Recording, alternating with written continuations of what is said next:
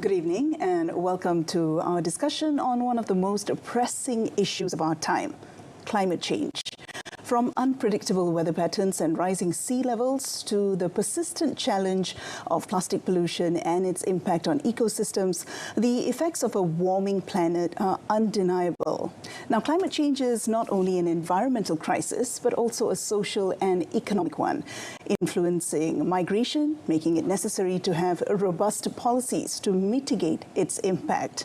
Now, joining us today is Professor Dato Dr. Zulfigar Yasin, Head of Heritage and Urban Studies at the Penang Institute, to shed light on these challenges and explore the pathways to a more sustainable future. Prof, welcome to the program. Thank you, Mona. Prof, let's begin with an overview of climate change and its link to rising sea levels. What can we expect over the next 10 years? What is the data showing? Well, our earliest data on the level of the sea is about 1980 for Malaysia. And until about 2015, the average rise in sea level was about 3 millimeters. Okay. Well, from now on, it's going to escalate. We expect by the middle of the century, it's going to be 300 millimeters, and that is the best case scenario. And the worst case scenario, of course, is going to be much, much worse. And this rapid rate of increase in sea level, although it doesn't seem very much in terms of the actual rise, but this is an average for the whole of our coastline. Now, if you consider that, then of course some areas are going to be impacted more than others. Yeah. And considering the very much increased in the rate of rise, a lot of areas near the coast is going to experience the intrusion of the sea into inland areas. Okay, and this is across the world, isn't it, Prof? It's not just localized to Malaysia. No. Rising sea levels means every other country is affected as well. Yes, yes. But there are local differences of rising sea level, and the other way it's going to impact us is that if we look at population centers, Malaysia is a maritime nation, and most of our people are near the coast. So rising sea levels translate into much of the population being at risks from the rising sea.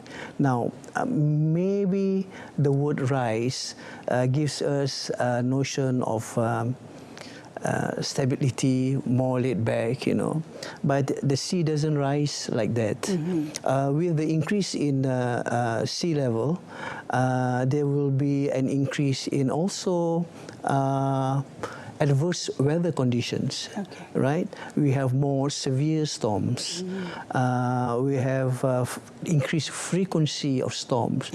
And if you watch the news, you will notice that a lot of our coastal areas are impacted by these storms. And really, areas near the coast for peninsular Malaysia are very much lowland areas. And they are very, very prone to even a slight increase in sea level. That plus the fact that most of our towns and cities are on the coast translate into, I would say, very, very risky future for Malaysia. And on that note, Prof, how can we expect climate change to impact urban planning? How does it affect how we plan cities and settlements? Okay, sea level is just one of the manifestation of climate change. Of course, the overbearing manifestation is heat itself. You will notice that come April or May, we have already experienced in the last couple of years record-breaking temperatures. That's right.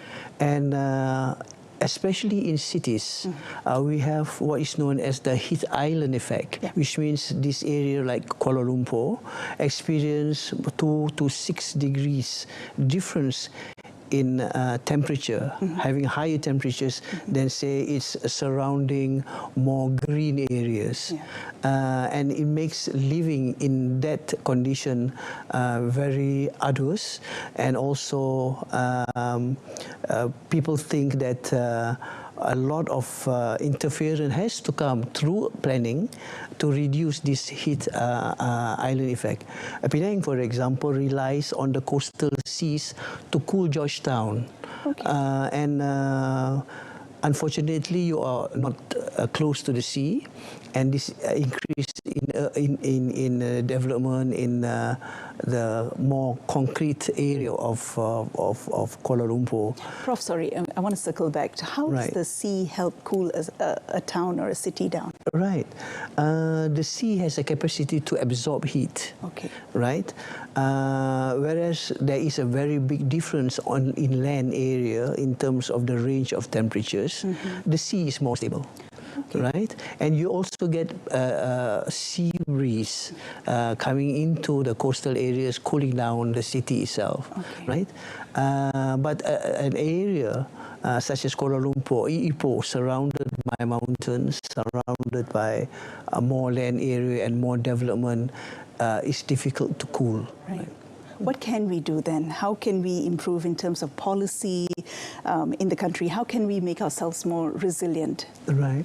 I would say for the case of Malaysia, we should look at the low-hanging fruits first. The cheaper way to reduce the amount of heat that we experience.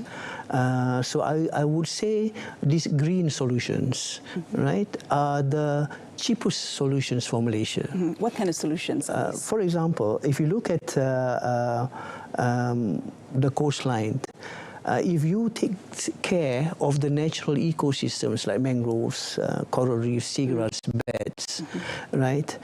These are naturally found on the coast, right? Compare that to building seawalls, which is very, very expensive. Apart from that, this green solution solve multiple problems simultaneously. Mangroves not only protect us from storm surges, the sea surrounding it cools the city. It also provides fish. And you cannot say that for artificial solutions to this.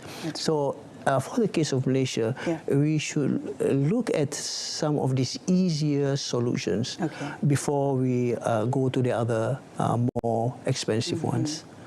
What are the expensive ones? I mean, planting trees in the city and all that, that's slow grow, isn't it? Yes. That takes time.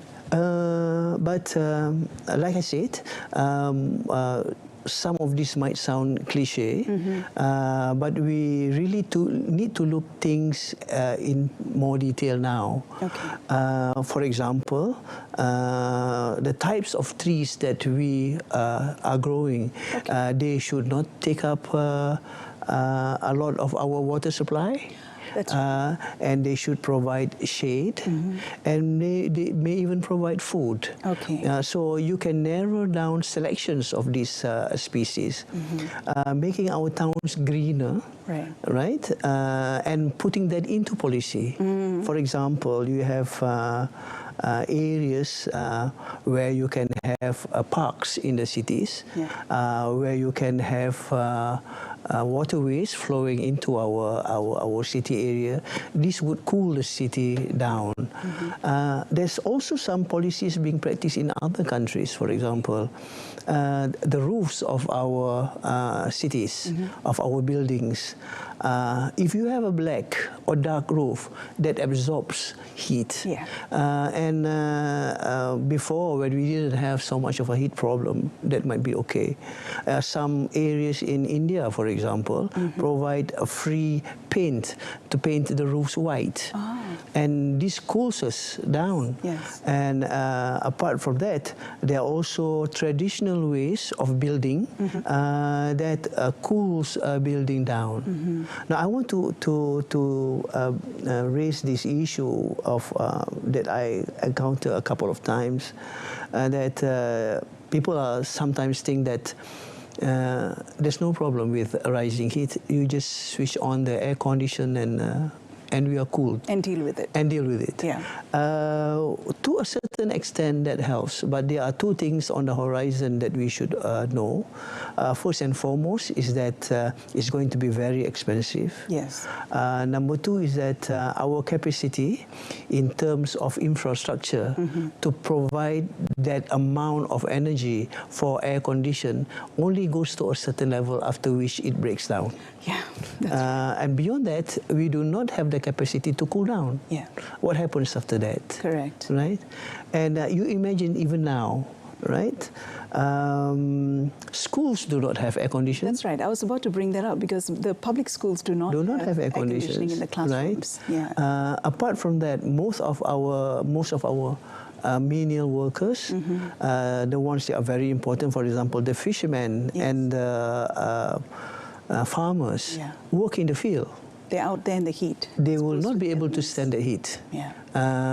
And also, apart from that, an increase in temperature affects the physiology of some of our food plants. I think we probably look at food security and how heat affects Malaysia's food security. Yeah.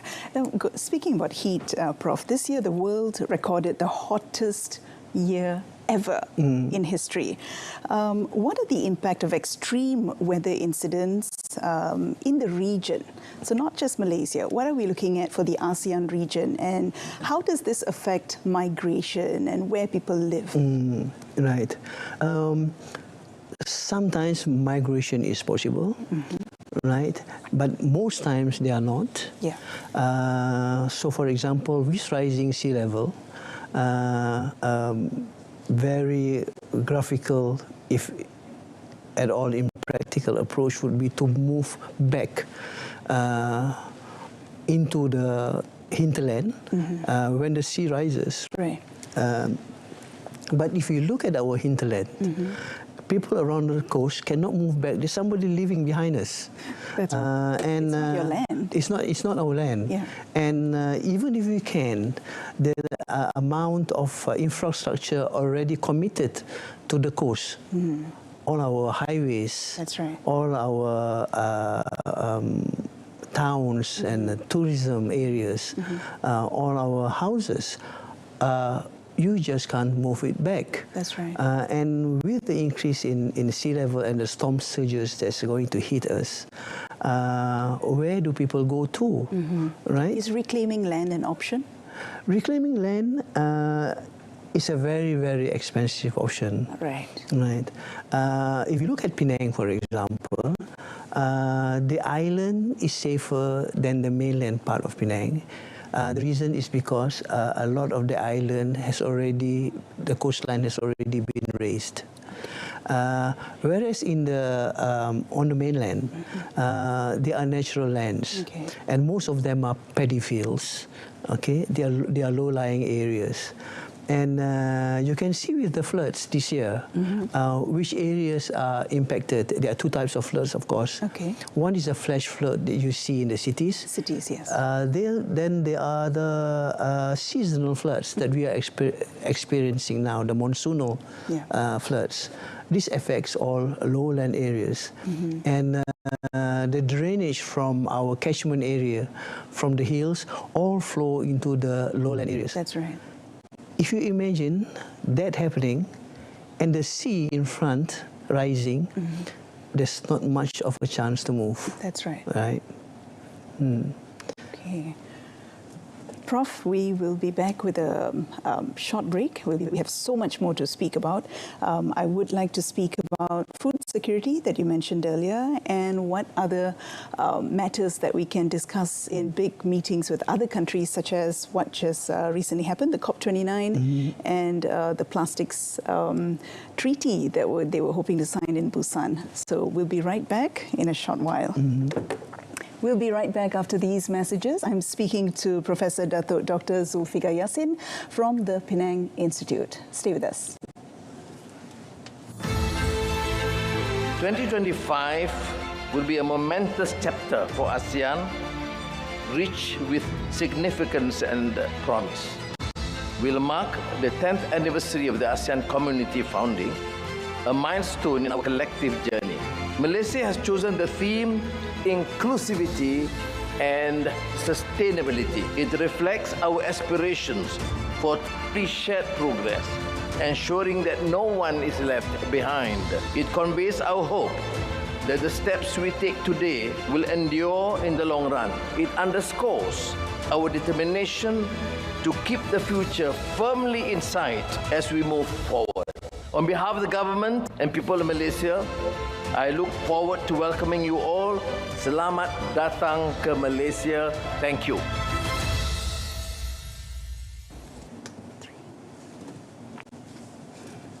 So we're going to continue now. We are with Professor Dato Dr. Zulfigar Yasin, from the head of Heritage and Urban Studies program from the Penang Institute. And we are speaking about pressing matters in relation to climate change. Now, Prof, I do want to speak more about food security. Now, you mentioned that earlier, how climate change impacts food security. Could you elaborate, please? Okay, I think this is a very, very important topic. The Penang Institute is going to engage with food security, especially in the case of Malaysia.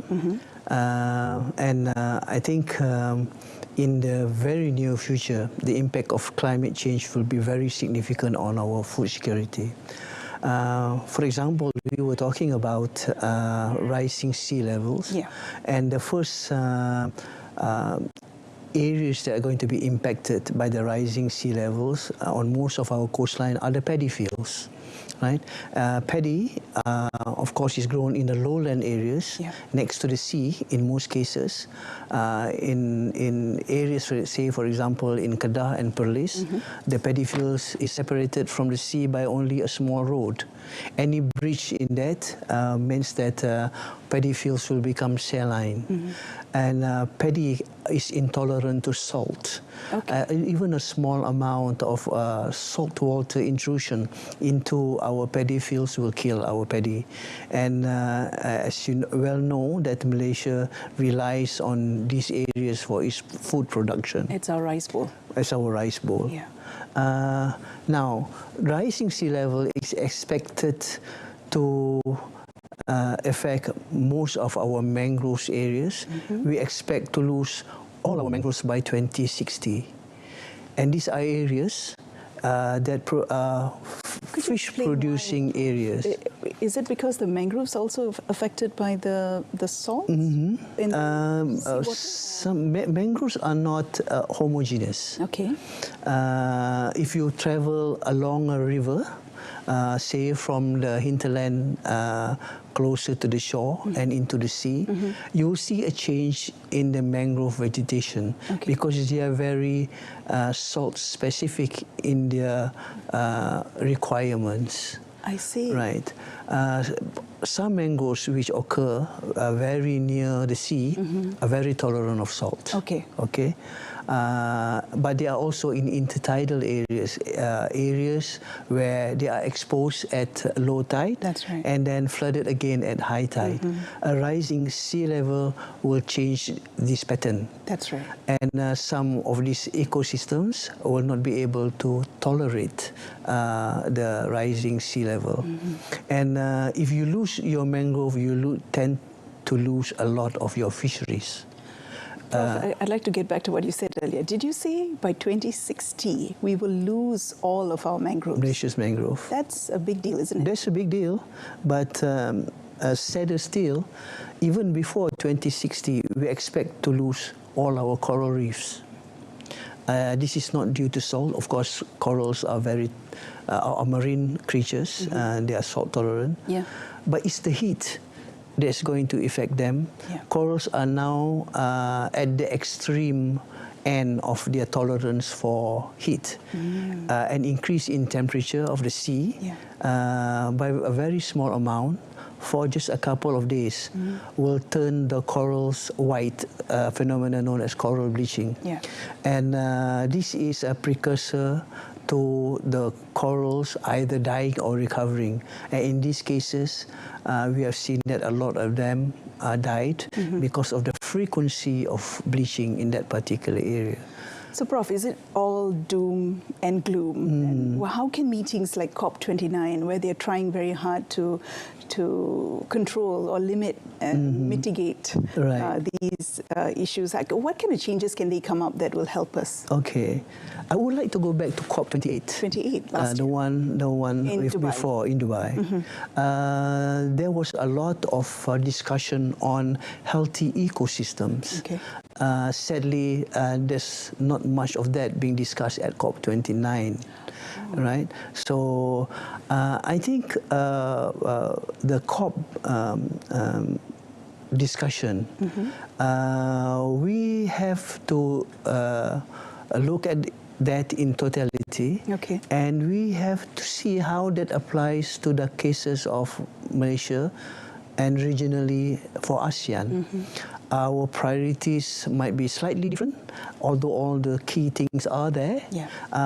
Where do we prioritize our need to be more resilient to climate change? So, for example, there's mitigation to reduce the amount of emissions in Malaysia. Malaysia is very good in that. It's advancing in that.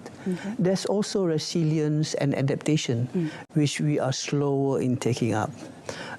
We need to look at the second one in more detail. Now, I think that all of us are going to face climate change. No one is going to escape. There's no issue of going to another country.